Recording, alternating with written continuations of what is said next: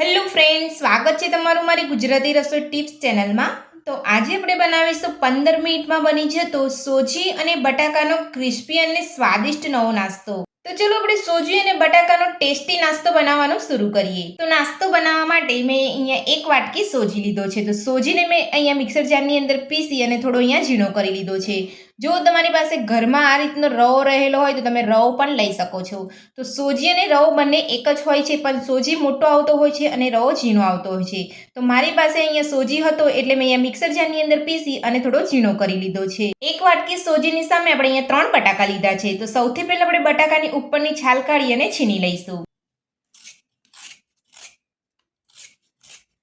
તો બટાકાની ઉપરની છાલ કાઢી લીધી છે. તો હવે આપણે એક વાસણમાં પાણી લઈ અને બટાકાને છીની લઈશું. તો હવે જે આપણે મીડિયમ હોલવાળી છીની આવતી હોય છે તે બાજુથી આપણે અહીંયા બટાકાને છીની લઈશું.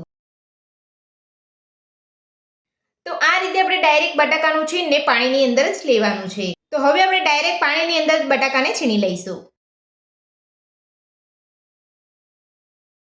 તો પાણીની અંદર આપણે બટાકાનું છીન બધું જ અહીંયા પાડી લીધું છે. તો હવે આપણે છીનમાંથી વધારાનું પાણી કાઢી અને છીનને લઈ લઈશું. તો આ રીતે અહીંયા બટાકાને પાણીની અંદર છીણ્યા પછી બધું જ છીનમાંથી વધારાનું પાણી કાઢી લેવાનું છે. તો પાણીમાંથી આપણે બધું જ છીન કાઢી અને વધારાનું પાણી આપણે અહીંયા કાઢી લીધું છે. તો હવે આપણે નાસ્તો બનાવવાનું શરૂ કરીશું. તો નાસ્તો બનાવવા માટે મેં અહીંયા ગેસ ઉપર એક પેન રાખ્યું છે. તો પેનની અંદર આપણે 2 મોટી ચમચી જેટલું તેલ ઉમેરીશું. તેલને ગરમ થવા દઈશું. તો તેલ આપણું ગરમ થઈ ગયું છે. તો હવે આપણે તેલની અંદર નાની 1 ચમચી જેટલી રાઈ ઉમેરીશું. સાથે નાની અડધી ચમચી જેટલું જીરું ઉમેરીશું. 1 ચમચી સફેદ તલ ઉમેરીશું. તલ ઉમેર્યા પછી હવે આપણે તેની અંદર ઝીણા સમારેલા લીલા મરચાં ઉમેરીશું. 1 ચમચી આદુની પેસ્ટ ઉમેરીશું અને બધું સરસ આપણે સાતરી લઈશું. તો બધું જ અહીંયા સરસ સતળાઈ ગયું છે. તો હવે આપણે જે બટાકાનું છીણ આપણે ધોઈને રાખ્યું છે તે ઉમેરી લઈશું. બધું જ મિક્સ કરી અને બટાકાના છીણને 2 મિનિટ માટે કૂક કરી લઈશું. તો છીણને અહીંયા મિક્સ કરીને આપણે અહીંયા સાતરી લીધું છે. તો 2 મિનિટ જેટલો સમય થઈ ગયો છે. તો હવે આપણે જે વાટકીના માપથી સોજી લીધો હતો તે જ વાટકીના માપથી 2 વાટકી પાણી ઉમેરીશું.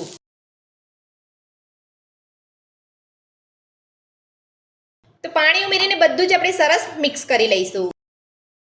તો હવે આપણે તેની અંદર બાકીના મસાલા ઉમેરીશું. સૌથી પહેલા આપણે સ્વાદ પ્રમાણે મીઠું ઉમેરીશું. 2 ચપટી આપણે કારા મરીનો પાવડર ઉમેરીશું. 1 ચમચી રેડ ચીલી ફ્લેક્સ ઉમેરીશું. સાથે જ આપણે નાની અડધી ચમચી જેટલો ચાટ મસાલો ઉમેરીશું.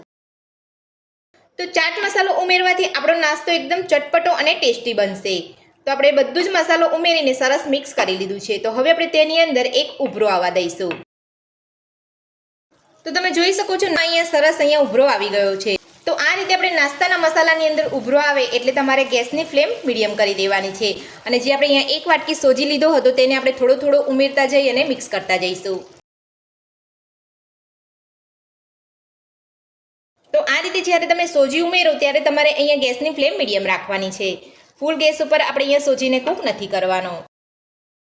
બધો સોજી આપણે અહીંયા ઉમેરી લીધો છે. તો હવે આપણે બધું સરસ મિક્સ કરી લઈશું અને સોજીને કૂક કરી લઈશું.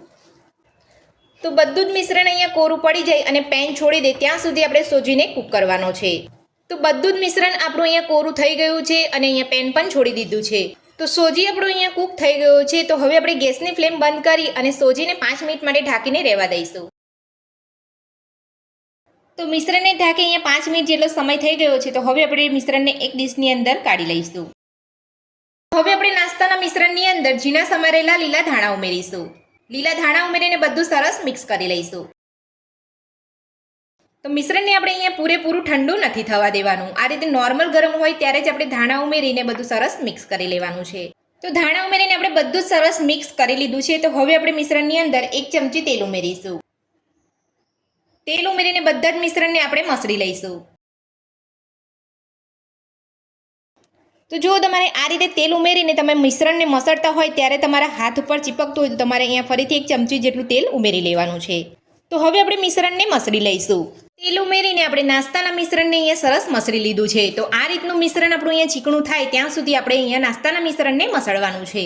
તો આપણું મિશ્રણ એકદમ પરફેક્ટ અહીંયા ચીકણું બની ગયું છે. જો તમારું મિશ્રણ અહીંયા ચોટતું હોય તો તમારે નાની 1 ચમચી જેટલું બીજું તેલ લઈ લેવાનું છે. તો નાસ્તાનું મિશ્રણ આપણું અહીંયા બનીને તૈયાર છે. તો હવે આપણે તેની અંદરથી રાઉન્ડ શેપની અંદર બોલ વાળી લઈશું.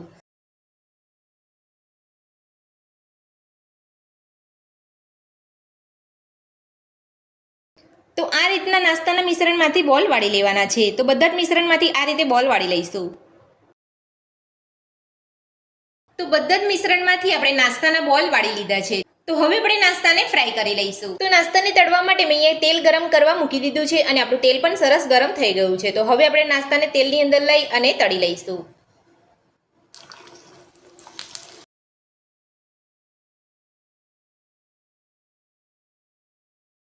તો આપણે અહીંયા નાસ્તાને પલટાવવાની ઉતાવળ નથી કરવાની. આપણે અહીંયા બબલ્સ ઓછા થાય ત્યારબાદ જ આપણે નાસ્તાને પલટાવવાનો છે. તો આપણે અહીંયા તેલની અંદર નાસ્તો ઉમેરી ત્યારે આપણે ગેસની ફ્લેમ ફૂલ રાખવાની છે અને અહીંયા બબલ્સ ઓછા થાય એટલે આપણે ગેસની ફ્લેમ મીડિયમ કરી દેવાની છે. તો તમે જોઈ શકો છો આપણા બબલ્સ ઓછા થઈ ગયા છે અને નાસ્તાનો કલર પણ એકદમ સરસ આવ્યો છે. તો હવે આપણે ગેસની ફ્લેમ મીડિયમ કરી દઈશું અને નાસ્તાને એકદમ સરસ રીતે તળાવવા દઈશું. તો બંને બાજુ ફેરવતા જઈને આપણે નાસ્તાને અહીંયા ફ્રાય કરી લીધો છે. તો હવે આપણે તેલમાંથી કાઢી લઈશું અને આ જ રીતે બધો નાસ્તો ફ્રાય કરી લઈશું. અને તમે જોઈ શકો છો આપણા નાસ્તાનો એકદમ સરસ કલર આવ્યો છે. તો સોજી અને બટાકાનો નવો નાસ્તો બનીને આપણો તૈયાર છે અને આપણે પ્લેટની અંદર સર્વ પણ કરી લીધો છે. અને તમે જોઈ શકો છો આપણો નાસ્તો અહીંયા એકદમ સરસ ક્રિસ્પી બન્યો છે અને તમે જોઈ શકો છો નાસ્તો આપણો અંદરથી એકદમ સોફ્ટ બન્યો છે. તો આ સોજી અને બટાકાનો નવો નાસ્તો બનાવવાની રીત તમને મારી કેવી લાગી મને કોમેન્ટ બોક્સમાં કોમેન્ટ કરીને જરૂરથી જણાવજો. અને મારી આ રીતે ઘરે આ નાસ્તો બનાવવાનું એકવાર જરૂરથી ટ્રાય કરજો. આજની રેસીપી પસંદ આવી તો વિડીયોને લાઇક કરજો, ચેનલને સબસ્ક્રાઇબ કરજો, તમારા મિત્રોને જરૂરથી શેર કરજો. Thank you.